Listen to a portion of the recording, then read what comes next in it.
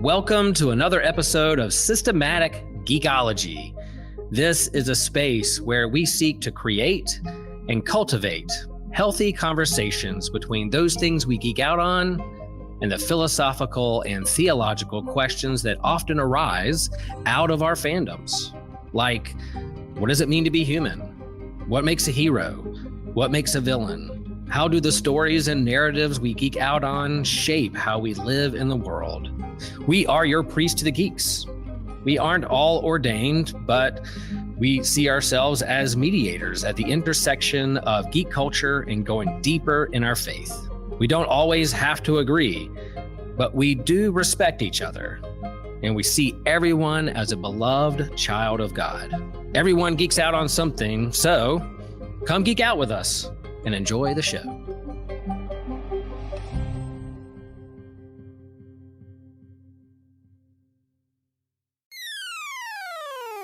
You're listening to an Agile Ministries podcast.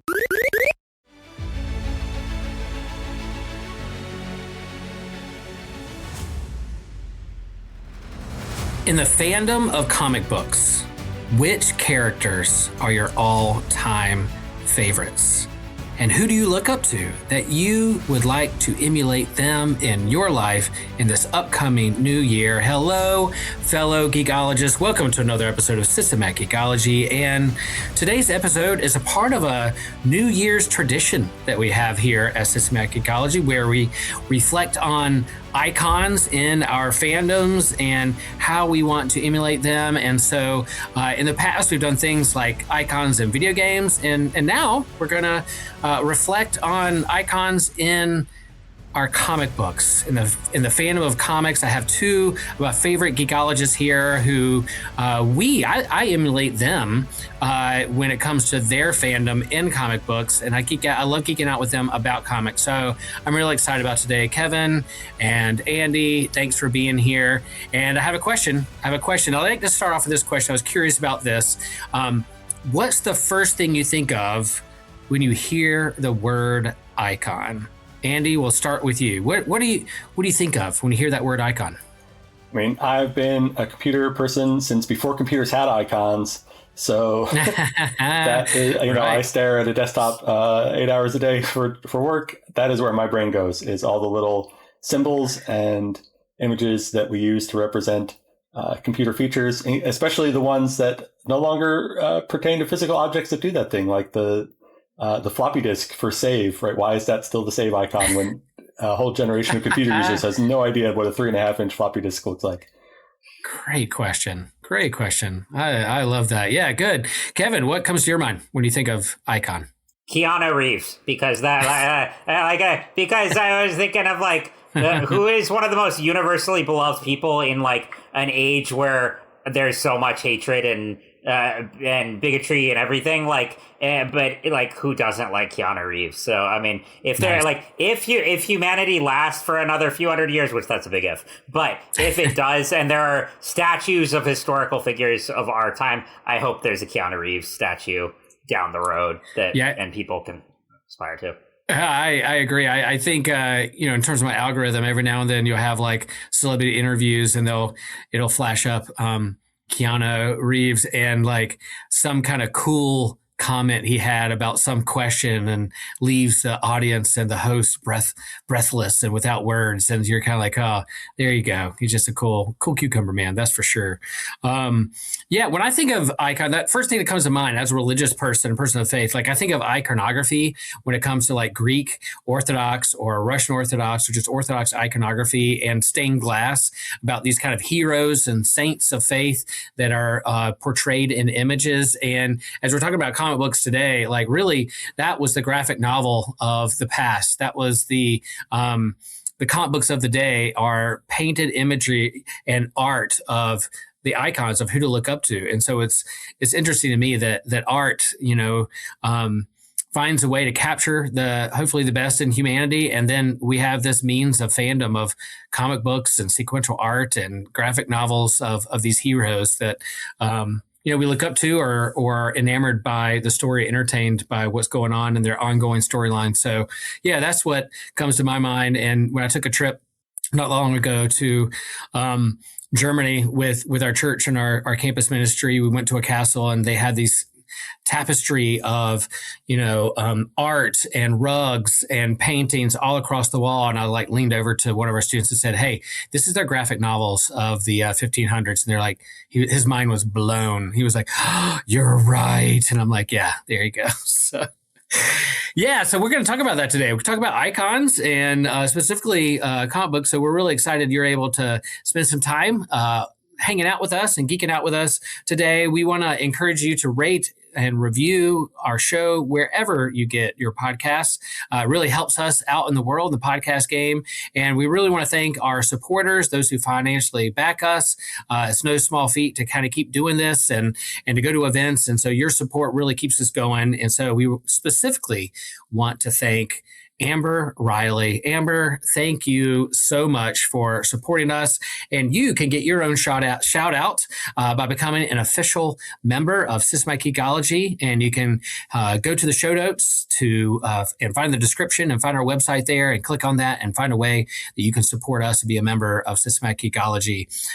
There you can also get free content and get merch and, even just leave a one-time tip or financial gift on our site without even joining. If you're against membership, as some people are, you can just give a one-time gift. We'd appreciate that. All right, so let's get into the actual episode, fellas. Here we are, Icons, January. As I mentioned, last year's theme was video game icons. You can go back into the playlist there in the show notes and find what we said in the past and even others, what they've lifted up. And so our task today is to share our top 3 comic book icons. It's not necessarily the most popular, what we think the most popular are out in the world, but to us right now, today, where we are in our life, in our journey, if we had to pick our top 3 comic book icons, what would they be? And so we're going to list 3 to 1, starting with 3, then number 2, and then number 1. And then after each hero, we'll share a little bit about the hero. I'm sure most of our audience will know which hero we're talking about and who they are and their backstory. We don't have to explain all that. But a part of that is going to share what's a characteristic that stands out to you about this particular comic book hero, icon, character. And then is there something within them that you want to emulate for this upcoming year that you would, as a goal, do that? Does that make sense, guys? Does that make sense? Yeah. Let's do it. Let's do it. Okay, let's hop right in. Starting at number 3. Well, before we do that, I guess, this could be somebody's first episode, first issue. When it talks about comic books, what's your history with comic books? I know these guys pretty well. But let's give a little geek cred here in terms of where we are with our comic book fandom. Kevin, we'll start with you. So I was born in 93, which was a great time to be a nerd because in the 90s we were blessed with Batman the Animated Series, X-Men the Animated Series, Spider-Man the Animated Series. So my introduction to a lot of the mainstream superheroes and DC and Marvel universes came through cartoons. And then at the early 2000s, that's when some of the big blockbuster movies started to come out. So I was introduced to comic books through other media, but then I started actually picking up comic books really I had a handful in late elementary school that came with action figures because in the days of Toys R Us, when you got the Marvel Legends figures, they would usually come up with a single issue there. So I'd have those, but then I started really getting graphic novels in middle school. So like Batman Long Halloween or Superman for All Seasons, the big heavy hitters. And then I got into the really mature ones in high school, and then really started collecting single issues late high school because that's when I finally had some income. And so and also a friend I had surgery the first week of my senior year of high school. So a friend from church back then got me a subscription for a few titles for New 52. So that was like my first collection of monthly comics. And then from then on in college, there was a store right near NC State. And I was that was at the Image boom in 2012, where a lot of big creator-owned titles were coming out, along with Marvel and DC stuff. So that's kind of a brief overview of my comic book reading history. Nice. Yeah, Kevin and I share the same store. We have pull lists over at Ultima Comics in Durham, Cary, Raleigh, all across the land. So that's kind of cool, running to each other at the cons around here, even before we became co-hosts here at Systematic Geekology. But I love it that some of the cartoons and the Saturday morning cartoons, the animated series, and the movies, you were like, where's the source material? I got to go find some of these graphic novels of where these stories come from. And that eventually led to you reading, the best, what's the best graphic novels out there that emulate these particular characters, and then go into the single issues and kind of going back and forth. I think that's kind of the goal of those shows, is to help people go find the source material as well and keep doing to it. So I love it that worked. That worked for you. I'm a product of it. So sometimes Hollywood had a good effect in that regard for me. Great. Andy, how about you? Yeah, I was a little born a little earlier than Kevin, and so I grew up on the reruns of the 1960s Adam West Batman show and Super Friends, the cartoon, and then my first comic books would have been I think like library edition collections printed in black and white of like Silver Age Batman and Superman comics, like Batman gets hypnotized to time travel to the Old West, those era Batman Superman comics. So good. So that was my first comic book reading. Then I was into baseball cards for a while in like early junior high. There was no comic book store that I could get myself to in my area, but there was a baseball card store that I could get myself to. And so I got into collecting baseball cards, and then they branched out into other kinds of cards. And so I started branching out into the Marvel Comics line of trading cards.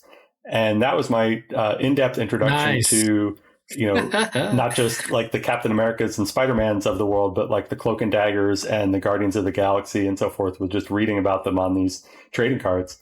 And that, plus a friend of mine who, thought I might be interested in certain X-Men comics, got me into the relaunch in that early 90s with the end of the Chris Claremont era, the Jim Lee, Wills Portacio, that kind of era of X-Men, the relaunch of X-Men #1 and Uncanny 291 or 271, something like that. Gotcha. And in particular, the Peter David X Factor relaunch there with issue 71.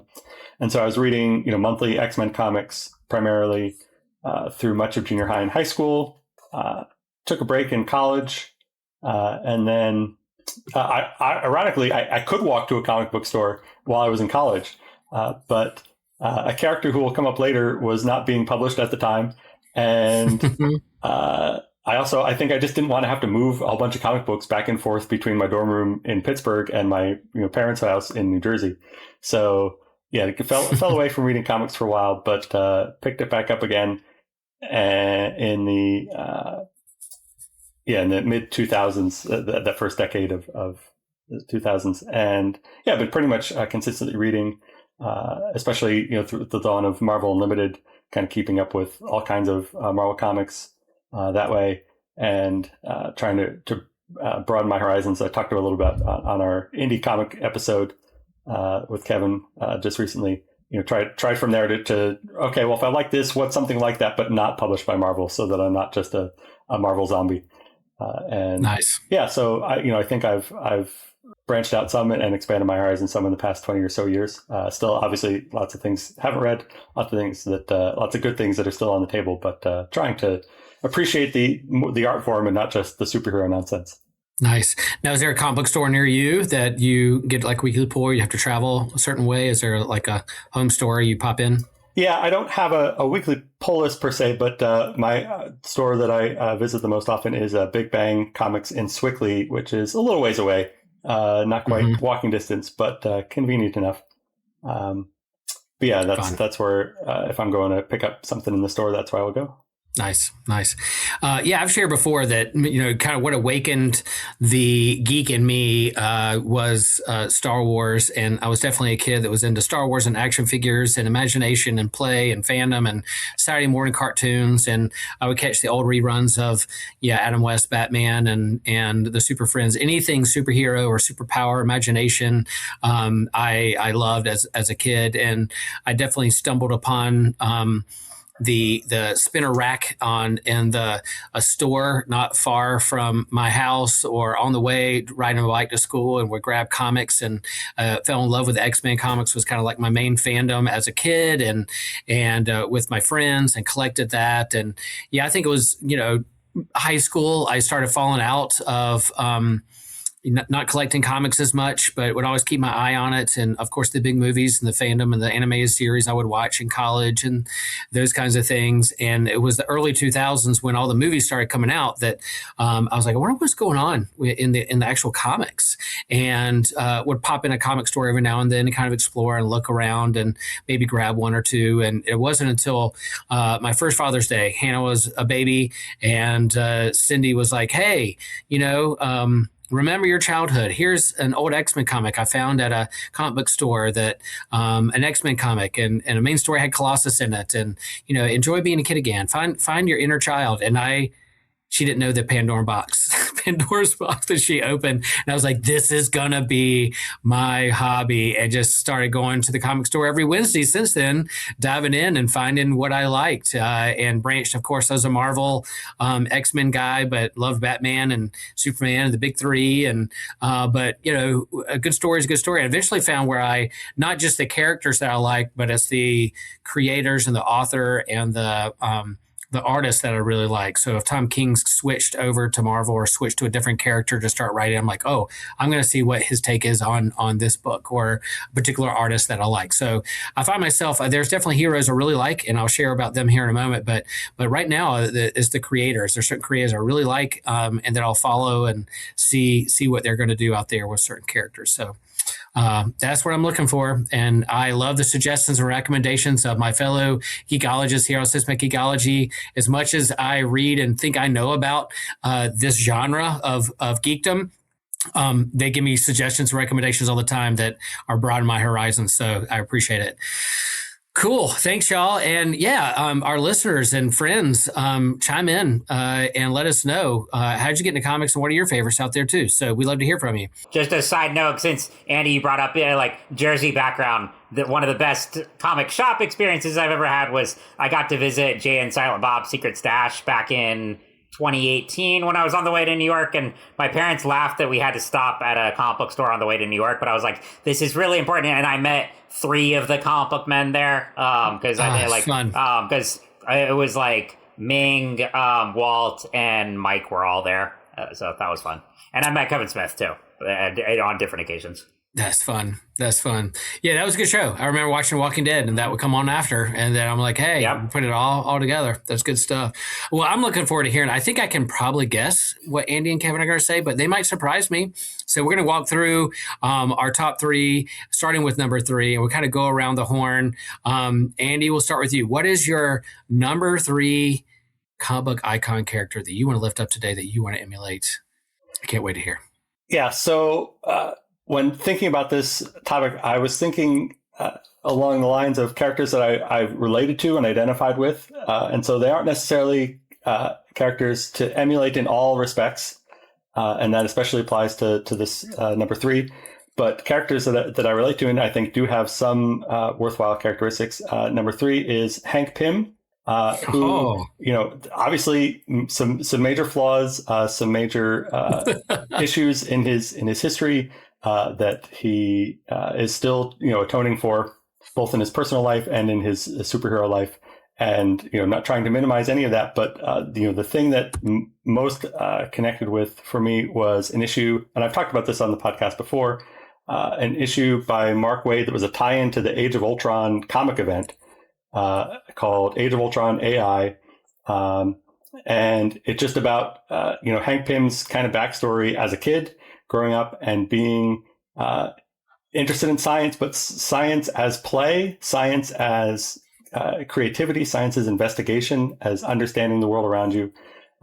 So many, scientist characters in these science fiction stories, for obvious reasons, are more technologists and engineers. They're all about applying science to make the gadget that's going to save the world or stop the bad guy or what have you. But Hank Pym, in many respects, is portrayed as just a guy who is really interested in how the world works and wants to study things.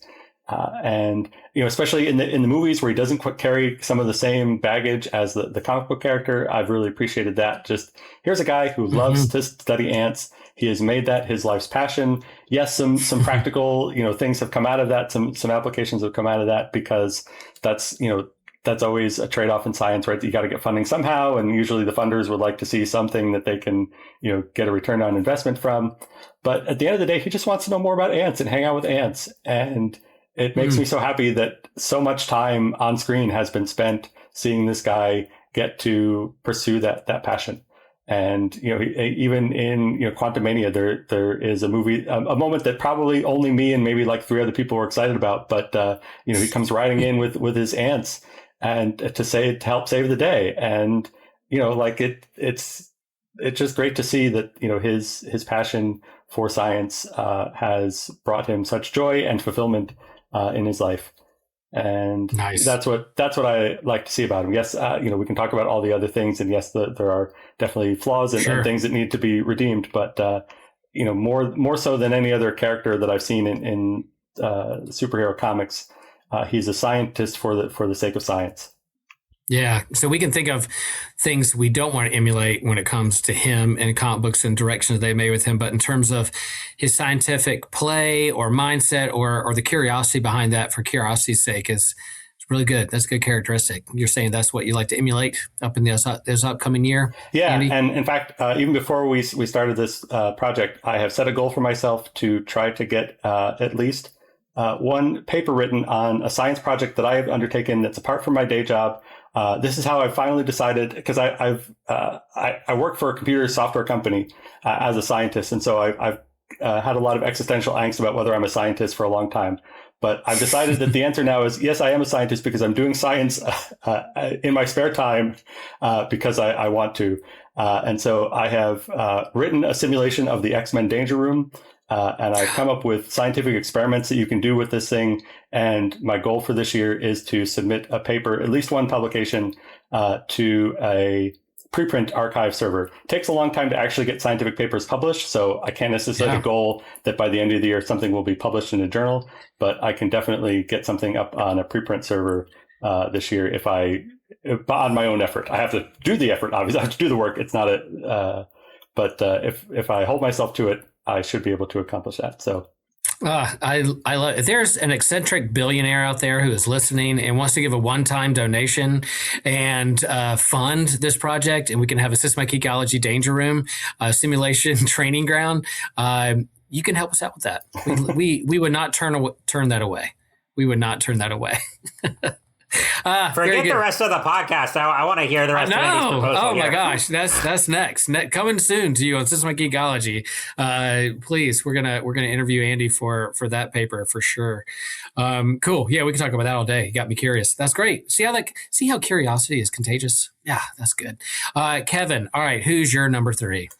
Okay, so when I think about really awesome origin stories in comics and then in other aspects of pop culture, I think about like The Flash, okay, really cool, gets struck by lightning, develops super speed. Green Lantern gets a magic ring and becomes a space cop. The Fantastic Four go to space, they come back with superpowers. Those are all really cool. But there is one character who is the daughter of a demon and is meant to be a vessel for the apocalypse, but ends up becoming a teenage superhero, develops her found family, fights her evil father. And that, of course, is Raven from the DC Universe, created by Marv Wolfman and George Perez. And this is a character who I was first introduced to through the Teen Titans animated series growing up. Really, all of my picks, teaser, were introduced to me in other media. I love Teen Titans growing up. It was such a great show.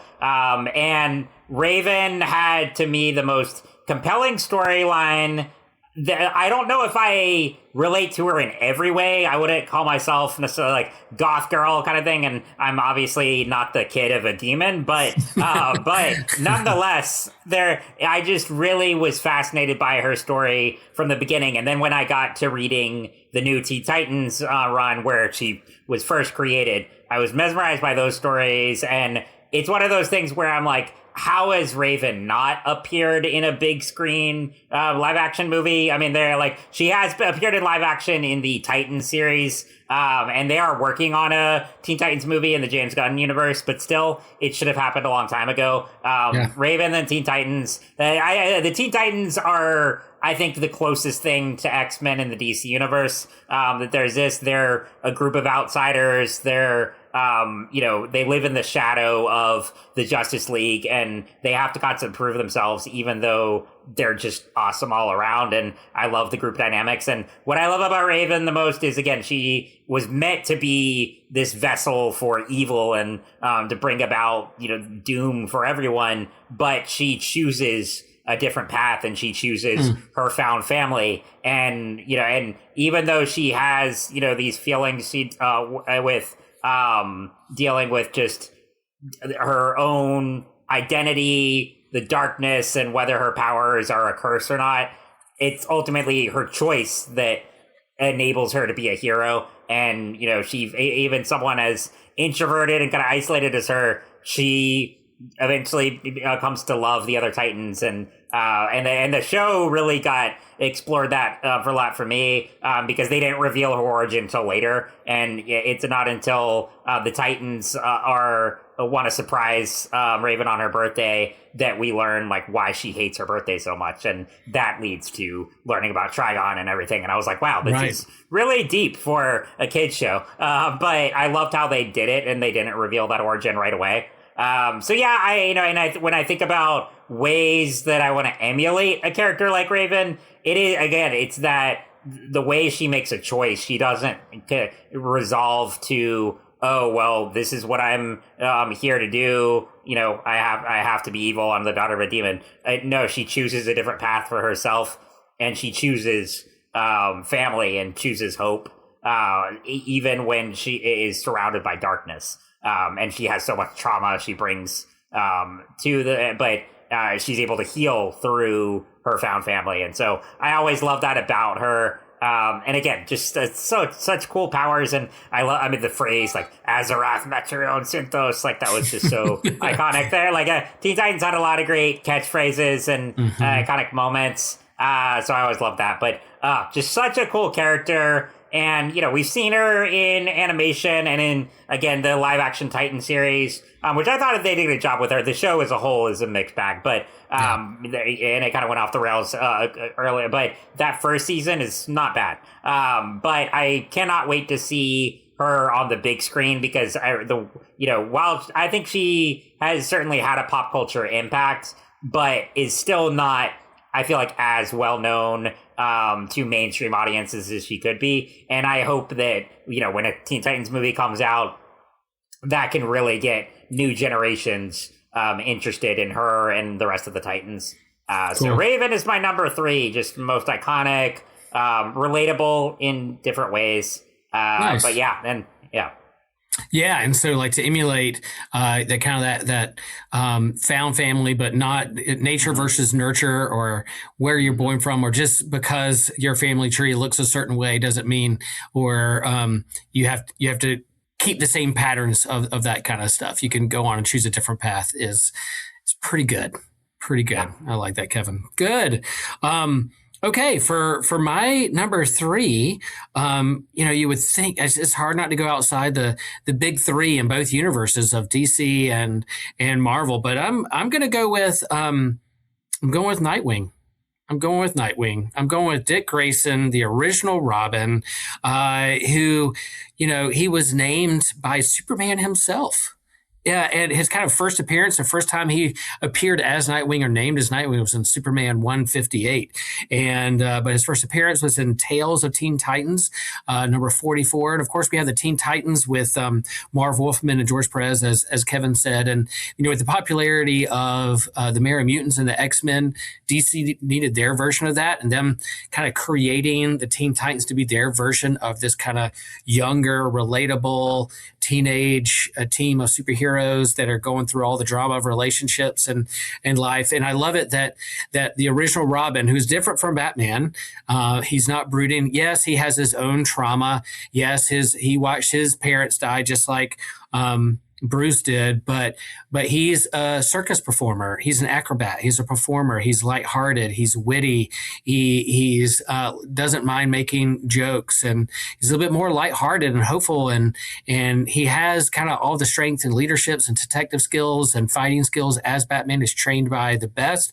But he still has his personality of being a part of a circus and understanding about being part of a team and a family, his own family, but also found family when it comes to the circus. So I think in how he relates to relationships and sees everyone around him as a part of his team, and then taking on that leadership role and being a Batman who doesn't who's not afraid to smile. I think that's why I'm choosing Nightwing. When I was a kid and Batman and Robin, I always liked Robin because maybe he's a little bit younger and relatable. I've loved it, Grayson, always. I've liked Robin, and when he's become Nightwing, I love it. And so Tom Taylor's run really kind of solidified for me his run. If you're looking for, we'll do recommendations later, but a good run on Nightwing and who he is and his character and how he postures himself in the world. That's a good way to a good thing to read and find and to discover who Nightwing really is. So that's what I'd be. And as an acrobat, someone who's flexible and nimble and able to kind of roll with the punches and fly through the air and keep a smile on his face and maybe say a little kind of Peter Parker-esque joke, kind of wit all around. I think that's what I want to emulate. I want to be nimble and quick, a little bit more acrobatic in this new year. Another character, it's a crime that we haven't gotten a big screen movie adaptation of. Like, Nightwing has been, it was featured in Titans in live action, but we should have had a Nightwing movie by now, or, him, I think we'll see that soon enough in the DCU, but it's wild that in all the Batman movies we've had, we haven't really gotten a proper Nightwing. Right.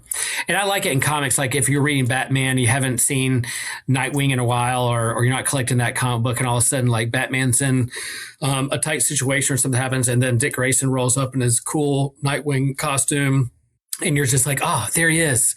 You just kind of look up to him. You know how much Bruce Wayne loves Dick Grayson when he shows up, or even puts on the mantle as Batman. It's just the best. So love it. Love it. All right.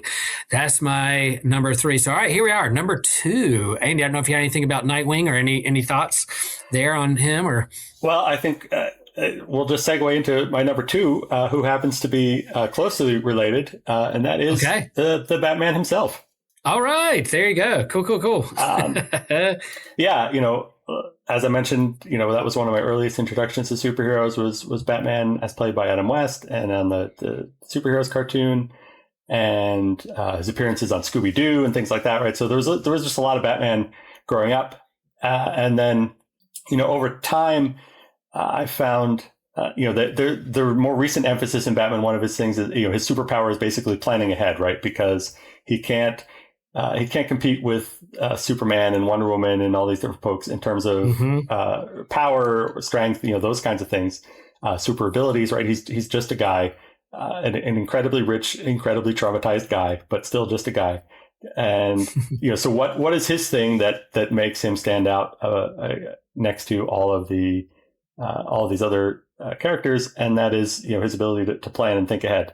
And while I will not at all claim to be a strategist or a planner at the level of Bruce Wayne or a prepper at the level of Bruce Wayne, I do not have stashes of weapons all over Pittsburgh or things like that. I don't have kryptonite, just in case. But I do drive my wife crazy with the level to which I think about like different scenarios and try to prepare for different scenarios, whatever. And it took me a long time to realize that most people think about what they think is the most likely scenario and just kind of go for that. Whereas I try to think of a lot of different scenarios. And so I'll talk about things and be like, but what, that's not very likely. Why are you so like pessimistic or whatever? You think that that's what's going to happen? I'm like, no, I don't think that that's going to happen. If you have asked me what's the most likely outcome, I agree with you on that, but you got to prepare for all the other ones too. And it took me a while to realize that not everybody does that, and why it would cause these like communication conflicts, because I was talking about a scenario and everybody else assumed that I was talking about something as if I thought that was what was going to happen. So anyway, yeah. So that is an aspect of Batman that I can relate to on some smaller scale. Plus, I've always been a fan of detective stories, Sherlock Holmes and all that, and so I really like the detective aspect of Batman as well, and that obviously relates to scientific investigation, problem solving and that kind of thing. So those are the features of Batman that I appreciate. Again, obviously a complex character who has some things that should not be emulated necessarily, but the forethought of Batman is something that I think is worth looking up to. Yeah, he originated in Detective Comics, number 27, and so that's where DC gets his name from, is Detective Comics. He's the legendary, the best at what he does when it comes to detective work and solving crimes. He's a living weapon. He's a ninja. He's got the gadgets. He's got money. But him being 3, 4, 5, 20 steps ahead of any given situation because he's trained that way in detective and solving things. Not a bad characteristic to emulate or to think about and be prepared moving forward in 2026. That's for sure. Cool. Love it. Love that pick. Kevin, all right, number 2. What you got? So, first off, Andy, I want to say, you are developing a control room of your own, so I'm not going to, say you don't have a Batmobile hidden somewhere there in a Batcave, so we'll see how, but yeah, I don't know if you're being honest there, but we'll see. But, so my number 2 pick, so going back to the cartoons I was watching as a kid, when I was watching Spider-Man, the animated series, of course I always loved that character, who doesn't, but I remember this, or a two-parter episode, when he's going up against Kingpin, against this guy who is in a red suit, but he doesn't have any powers. He's also blind. And I was like, whoa, who is this guy? And that was my introduction to Daredevil, who, for those of you who don't know, is my favorite Marvel character. Of course I love Spidey, but Daredevil was always just instantly grabbed my attention. And while I was not reading the Frank Miller comics when I was a kid, I did get hold of those later on, particularly when the Netflix series dropped. That was perfect time for me. I was in college and I consumed that. They let me write about it for my student newspaper, so that was fun. And then I had seen the Ben Affleck movie when I think when I was maybe in middle school or something, but we don't talk about that. That's a thing that exists. I want to go back and rewatch that. I gotta go find that one. It's been so long. I need to do that. The thing about that movie, without doing much of a side rant, is there's a good movie in there, but it tries to cram a season's worth of storytelling into one movie. If they had cut out one character, it might be, but they try to do Elektra, Bullseye, Kingpin, Daredevil origin all in one movie, and it did not work at all. But anyway, Daredevil was just a character who instantly captivated me. First, I have to say, as a disabled person, I've written about disability in comics many times, and Daredevil is a blind superhero, and his blindness in a way gives him an advantage because his other senses become heightened. And for me, it's not a direct parallel to my story because I did not have an accident that made me disabled like Matt Murdock did. I've had my disability since I was born. So it's a different experience, but at the same time, it was cool to see not only a disabled character in, a big comic, but to be the front and center superhero. So I always just, I love the story. I love this idea of, many ways like Batman, he has this tragedy befalls him. His father is murdered, and he goes off to train with a borderline psychopath and becomes a ninja, comes back to fight crime. But he also has, this what I like most is he has a lawyer job by day where he's trying to actually do good there as well. He doesn't want to be, he knows there's corruption all around, in Hell's Kitchen. And not only does he want to, beat up criminals and fight for justice there, but he's also bringing justice with his day job. He doesn't want to be the corrupt lawyer. He wants to help the people around him and look out for the little guy. And so that's something I try to emulate. I mean, they're working, especially with him, where he works in a system that is inherently corrupt, but he's trying to do everything in his power and utilize his resources to make the lives of people around him better. And that's something I always loved about Matt Murdock. And one of the coolest con experiences I ever had was meeting Charlie Cox a couple years ago at Awesome Con. Nicest guy. It was not disappointing at all. And that, talk about just like match made in heaven in terms of casting. I was so glad they brought him back for the MCU. It just, fantastic incarnation there. So I love the show. I love the comics.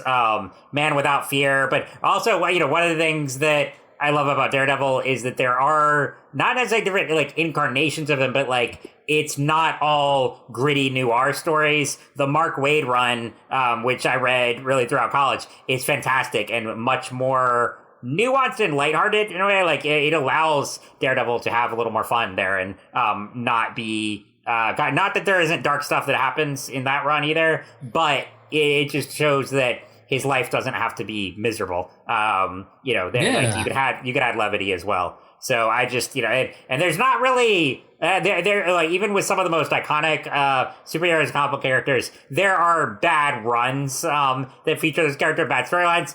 It's hard to find a bad era of Daredevil story, in the comics, and in the show too. I mean, it has its ups and downs certainly, but it's still pretty consistently good throughout. And I mean, it's just one of my all-time favorite characters. I mean, and that's what I try to emulate it with him is, and well, of course, I can't not mention that he's also a person of faith, and that's something that continually guides him, his Catholic origins, and not that he is extremely devout or anything, but it's always a huge part of him, and a reason for why he takes up the mantle of Daredevil. But yeah, I think I try to emulate his desire for justice, not just in terms of putting bad guys behind bars, but looking out for the little guy, trying to make the world around him better and safer for everyone.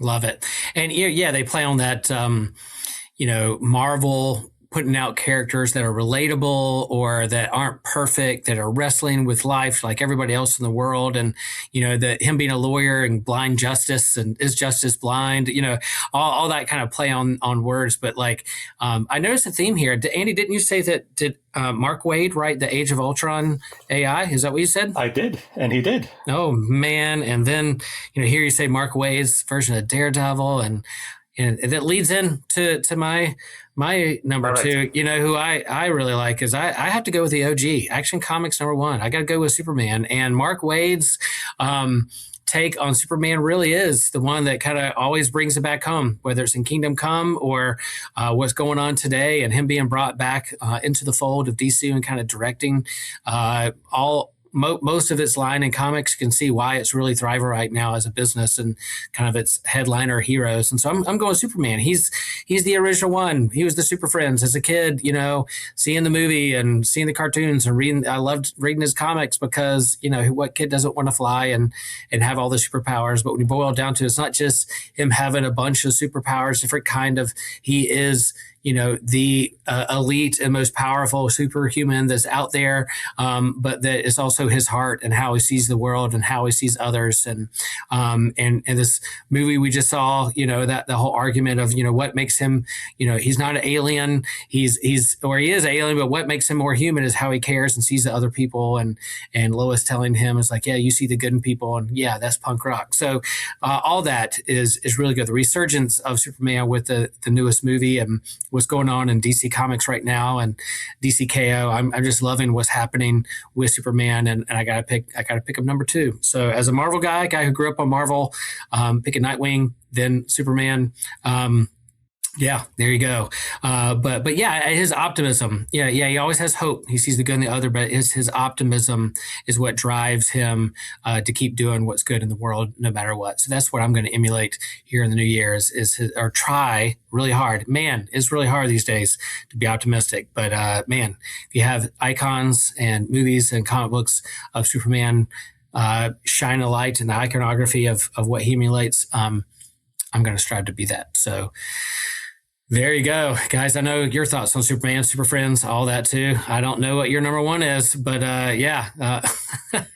Also, Will, I think I mentioned this when we interviewed Robert Venditti a couple weeks ago, but I was watching an interview with Mark Waid, and he said that when he was a kid, he was going through a really rough time, and he went and saw this Christopher Reeve Superman movie, and he said from when he left the theater, he said, I don't know exactly what I'm going to do with my life, but I know it has to involve Superman. Like, that's how much the character made an impact on him. Yeah. So good.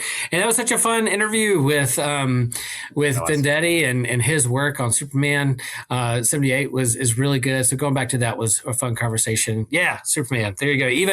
Even Rob was saying that he was a big Superman guy, but I mean, wasn't a big comic book guy, but he loves Superman. Right. There you go. Right. The icon that is. All right, here we go. Number 1, folks. We're going around. I know you out there can't wait to hear who we're going to choose. I bet you can't guess. Andy, who's your number 1? Yeah, there's no way of knowing if you've ever heard me talk about comic books ever before. And if we were talking about, most aspirational character, Superman, certainly, in contention there, if not the number 1, Christopher Reeve, the Superman movies. Yes, a huge part of my childhood. That John Williams theme is still, that is what heroism sounds like. But, if I'm picking the character that I most relate to in comic books, since I was about 12, that has been Jamie Madrox, the Multiple Man.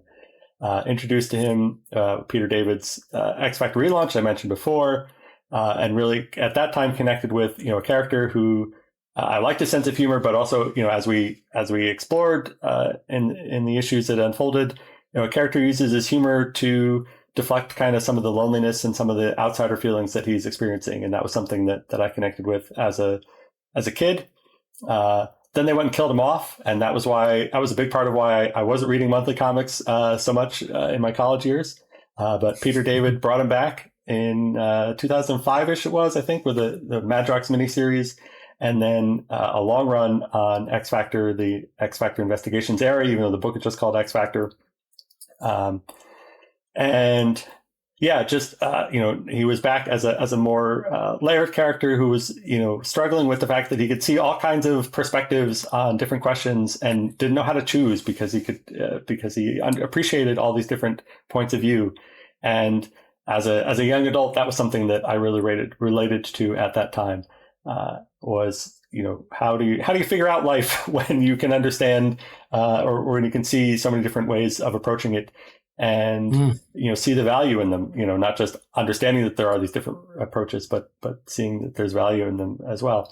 And having, and yet having to make choices. And so that was a big book, in those kind of formative young adult years, going through some of the same experiences of, becoming an adult and becoming a parent and all these different things. And, didn't have all the same experiences, but, that was kind of a fellow traveler in a lot of ways for me,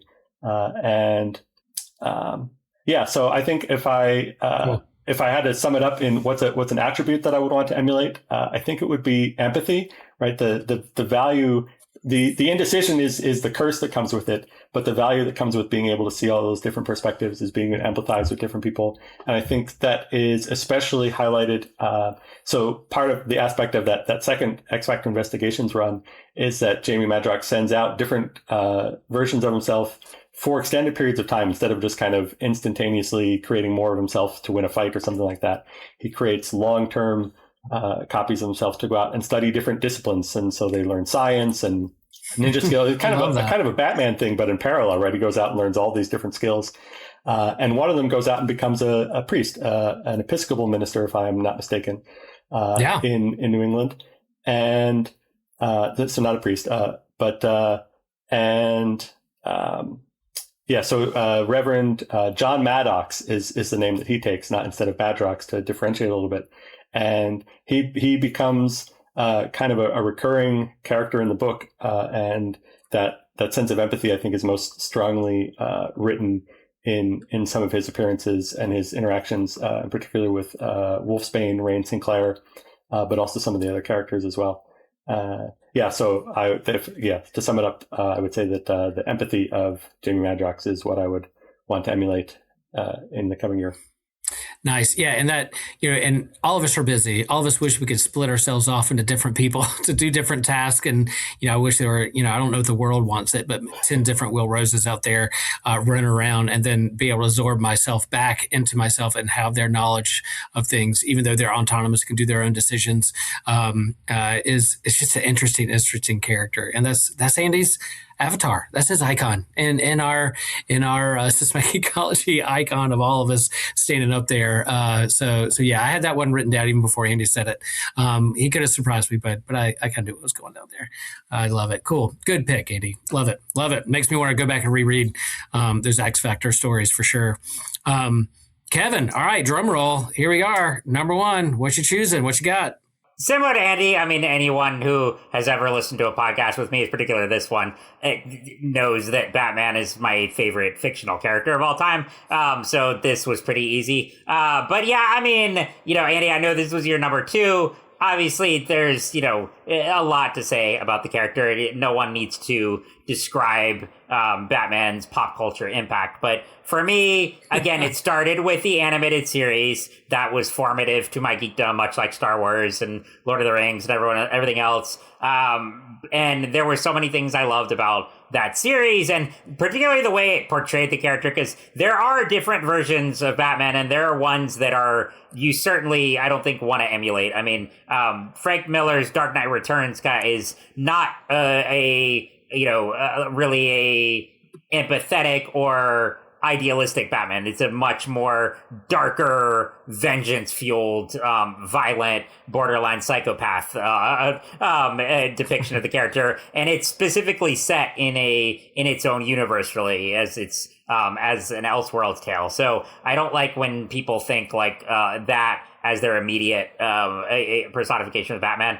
With the animated series and with even the Nolan trilogy and a lot of the comics, particularly like the Scott Snyder era, stuff like that. But particularly in the animated series, going back to what I said about Daredevil, how he is not only wanting to, take down criminals and evildoers, but he's also trying to do the best with what he can do as Matt Murdock. That version of Batman is trying to do the best he can as Bruce Wayne as well. Yes, he's a billionaire, and yes, he puts it like a mask and a persona on himself so that people don't suspect he's Batman. But you see him try to utilize the resources he has with Wayne Enterprises to benefit struggling communities and get mental health support for, even a lot of the people he puts behind bars. Obviously not for like Joker, but for some of the other villains that are more empathetic, he wants to help them out. He doesn't want to just punish them. And so that's one thing that I think a lot of people neglect about Batman, and they think that, oh, he's just a rage-fueled guy who never got over his childhood trauma. I think the opposite is true. I think that his childhood trauma is what compelled him to do what he does and to, try to make the world a better place. I think realistically, in a world where it wasn't relying on comic continuity and, keeping these stories going on forever, I really think that, we might have a story where Batman does fight, he does, and he actually does make the world a better place. But, it's comics, you have to keep it going forever. And that's the main reason why we're always going to find ways to make Gotham darker and darker and give him more villains and more problems to deal with. But, the Nolan trilogy exemplifies, he has an arc, and there is a world where he can stop being Batman and he can, move on and actually accomplish the world that he sought out, that he wanted to build. So, there's that aspect of the character. And then for me personally, I mean, I've always joked with caregivers that, they're like my Alfred. I always love that about the character. I love that, he is like one of the most iconic characters in comics and in pop culture, and he doesn't have any superpowers. Like, yes, he has infinitely more resources than you, me, Andy, but, as much as we would love to have our own Batmobile and all the resources that Bruce Wayne has, we can still make a difference. And that's, I think, what you can glean the most from the world of Bruce Wayne and Batman. And also, here's a guy who was lonely for so long, but he also found his chosen family with Alfred, with Robin, with Batgirl, the whole Bat family, Lucius Fox. And so I love the evolution of the character. I have some of my favorite stories all time there.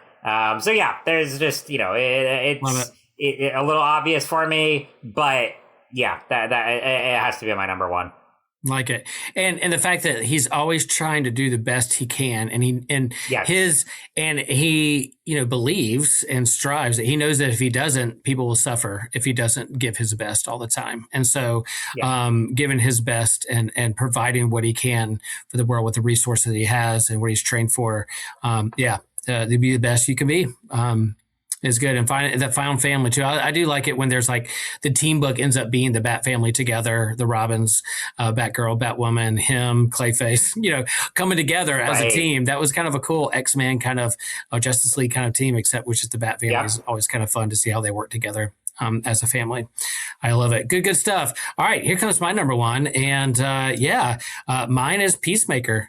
Just kidding. It's not Peacemaker. I'm going to cheat here. I'm cheating, and I'm just going to say the X-Men. Okay. I know it's plural. I know it's hard. Andy's shaking his head. Kevin's like, oh my gosh, he's cheating. But I cannot pick one X-Man as like just the team and what they represent of these mutants who are oppressed, who always look down upon, and yet they strive and wrestle with how to defend humankind and to work for justice and to emulate doing the best they can to defend and stand up for justice in the world for those. So yeah, Colossus, Nightcrawler, Storm, yes, all of it. And you know what? You can come at me in the comments. Yeah, you're breaking the rules. You're breaking our whole bracket is busted. Because he picked all the X-Men. But it's not all of them. It's just as a team, as an entity. I love team books. That's my icon. I'm gravitate to our Avengers and Justice League. And when Batman's written as a Bat Family team book, yeah, the X-Men. I'm gravitated toward those team books because I like to see the dynamics and how they work together as a team. So that's who I'm picking. I know. Come at me, Andy. I know you're shaking your head. Am I sinning terribly for this? Well, I think our Daredevil fan can talk to you about. You can take your confession. Yes. Oh, that's good. I'm ready. I'm ready for confession. I'm ready. Yeah, and they're 1963. They were founded in the time we're coming off of recording this near Martin Luther King Day, and you kind of racial justice and standing for segregation and the oppressed. And the original team didn't have an adjective just yet. They were just at the top of the banner. It said the strangest superheroes of all. And who hasn't felt strange or different when they're going through puberty or trying to find themselves or becoming a teenager and trying to seek to themselves in the world, or where comic book geek hasn't felt like they were the nerd or the geek that were looked down upon as not being cool. So the X-Men as trying to strive to not necessarily to be mainstream, but to be accepted for who they are, the way they were born and what they can help or can't help or how they act for that. I think that's the way we're going to emulate. I think that kind of the solidarity they have together as a team doesn't mean there aren't drama. Some people that don't turn from good to bad or wander from their ways or go with Magneto or Professor X and, happens all the time in those books, but kind of the solidarity they have with one another in their team and with humankind as a whole, not just mutant kind, but humankind. That's where I want to emulate. How do I stand in solidarity with those who are oppressed and marginalized, but also see that we're all a part of the human race? Is what I'd like to emulate as we get deeper into 2026. There you go. There you go. There you go. Yeah, so there you have it, friends. You have our top three. And, we were thinking deeper on these things. You kind of hear what we like to emulate, we want to be. But if you were going to make a character, I like this exercise. I don't know if you guys have done it or thought through it, but in terms of listing the characters and the list of the traits that you want to emulate over the year in one sentence, how do we do that? Andy, you ready? Can you emulate? Can you put that all in one sentence? Your characters? Yeah, I think so. You can tell me if I'm doing it right. But okay, yeah, I'm ready. I would like to emulate the curiosity of Hank Pym, the forethought of Batman, and the empathy of Multiple Man. Nice. I love it. Yep, you did it right. Not like me picking all X-Men for my icon character. Kevin, what's your how do you wrap it up into one nice little tweetable phrase? I had to do a little creativity here, but I said I want to have the fearlessness of Raven, the bank account of Batman, because who doesn't? And also, sorry, I had to do this pun. Daredevil's vision for the future. I love it. Fantastic. Cool. Yeah, for me, I said this year I hope to be as nimble as Nightwing, as optimistic as Superman, and in solidarity with my fellow teammates and humankind like the X-Men. I think we did really well there. I love it. I can hear them. I can hear the crowds cheer in the distance. So, All right. So honorable mentions. There's so many characters to choose from. What are some characters you almost chose or had a hard time not making the list? If you made top 5 or top 10, Peacemaker did not make mine. Although I do love that series, and there's a large character growth there. What are some honorable mentions, Kevin? You wanted to share some. What do you got? I had several. So Beast is my favorite X-Men. I love Hank McCoy. So that was a runner-up. Also Cyborg, another great character who also disabled. I love how he went from a Teen Titan to a member of the Justice League. And then what else do I have here? Of course, Spider-Man, because, and then Oracle / Barbara Gordon. Yeah. And then lastly, to be fair, Will, I almost consider breaking the rules and just putting Superman and Batman as my number one and make it a tie. But it was hard because for all the reasons I've also done big, essays on Superman and why I love the character. So it was very not hard to pick between there. There you go. So it's close number 2 there. Yeah, I'm looking at our list. We have 1, 2, 3. Just counting X-Men as 1, 4, Marvel, and then 1, 2, 3, 4, 5. Yeah. DC kind of wins here in terms of Marvel versus DC. Nobody picked in some indie comics, but that's all right. We'll talk about honorable mentions. Yeah. Andy, who are some of your honorable mentions out there? Yeah, so I had a feeling this would skew guy heavy just, from the history of comic books and our own personalities and demographics and so forth. So I was trying to think of women who share some of the same characteristics as the characters that I picked out.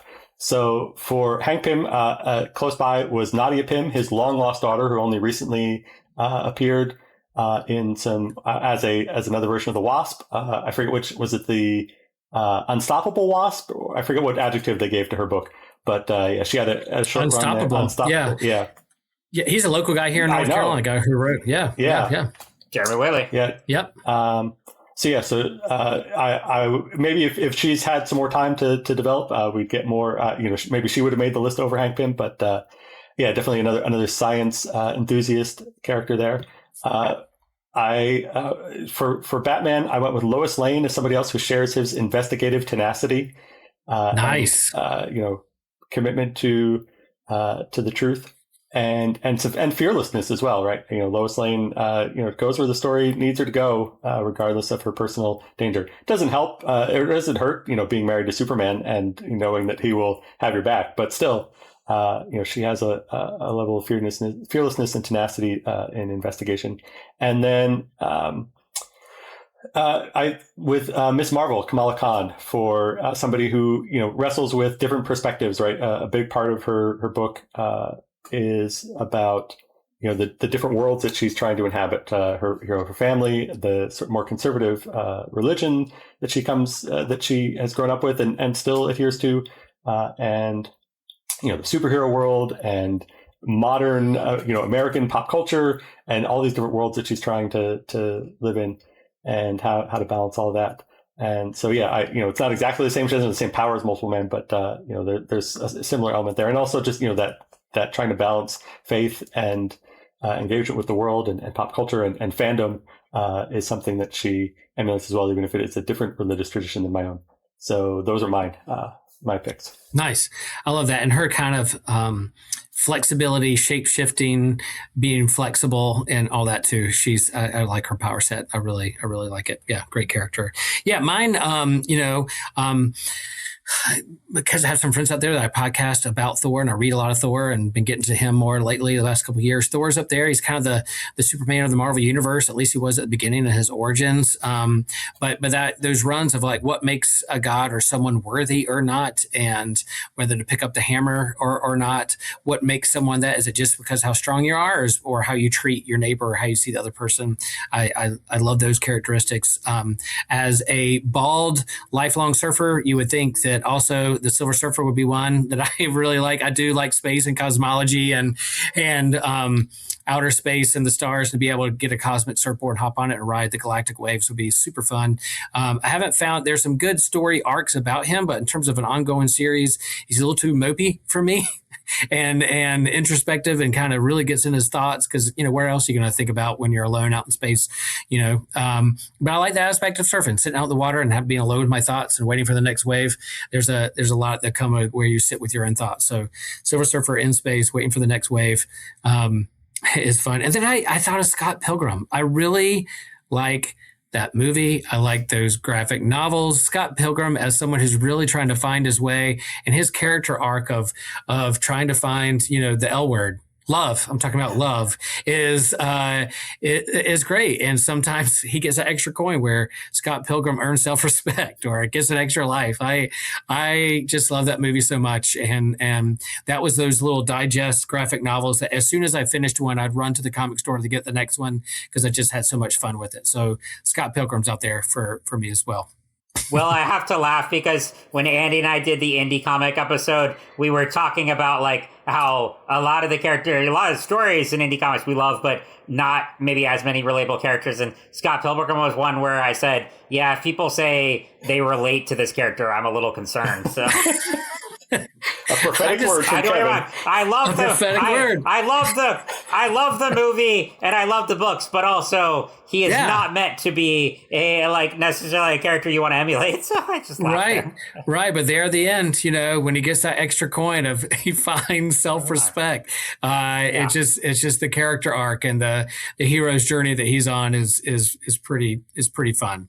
That even he can grow as a person and understand the other person. That's true. I love it. That's true. I love it. Cool. All right, y'all. Thanks for this. And, it's time to wrap up this episode. And when we do that, we do want to remind you that you can hop over on our website in the job description on Fourth Wall, and there's going to be an extra question. If you become a member or leave a tip or just for free, join and become a member, subscribe.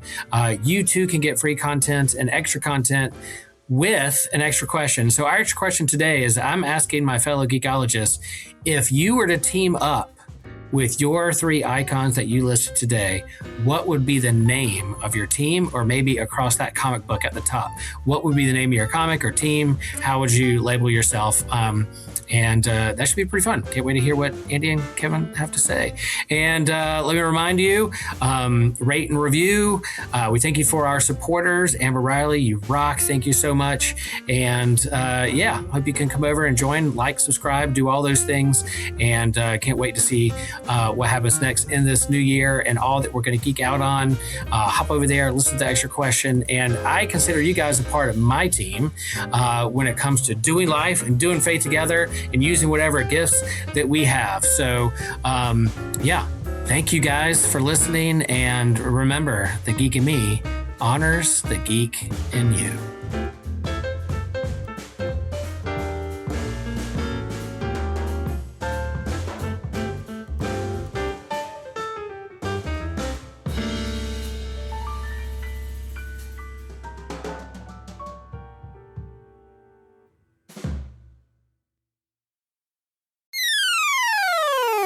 Hey, podcast fam, want to stay even more connected with the show?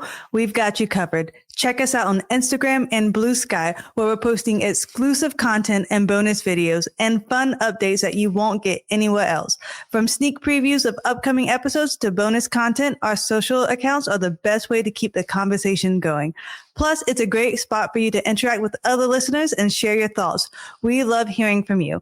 When you follow us, it helps us grow and continue bringing you the content that you love. Whether it's a funny poll, a quick clip from today's episodes, or just random thoughts, you'll feel more plugged into everything we're doing. So go ahead and hit that follow button on Instagram and Blue Sky. It's one more way to be a part of the show and keep the good vibes flowing. Thanks for being a part of the family, and we can't wait to see you there. Hi, friends. It's Laura here, and I just wanted to say thank you for listening to our show. Systematic Geekology is a part of a larger podcast network called the Agile Podcast Network. Dummy for Theology is Joshua Noel's show discussing different theological topics from various perspectives and attempting to give people more questions than answers. My Seminary Life is Brandon Knight's show. It started as him going through what he was learning in seminary, and after he graduated, he's been doing independent studies and has a lot of fun series like on hermeneutics, Bonhoeffer Summer, and worship. And then Friday Night Frights is a monthly show with Christian Ashley and Joe Day. They have a vote on the Systematic Geekology Facebook group to choose a topic each month and discuss everything from cryptos to ghosts to aliens to serial killers and more. So we hope you'll give it a listen, and thanks for being part of what we're putting out there.